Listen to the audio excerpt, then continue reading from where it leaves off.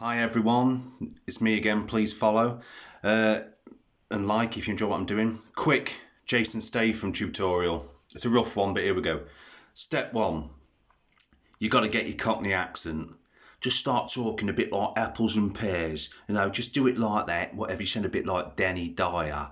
Then go step 2, you got to put a bit of gruff into it, a bit like that. If you go too much, you turn into half a Shelby and you got to become like Birmingham. So you've got to remember the tone, the inflections and everything. So you've got the accent, the depth. And now you've got to sound like you're out of breath. And then this is how I get Jason Statham. So you got to talk like that, like you'll be out of breath. And you put all three together. What do you mean? You don't know who I am? I'm Jason Statham. I took on a megalodon with nothing but a butter knife. 'Cause I'm hot. And if that wasn't good enough, I was going to roundhouse kick him for good measure. Twat.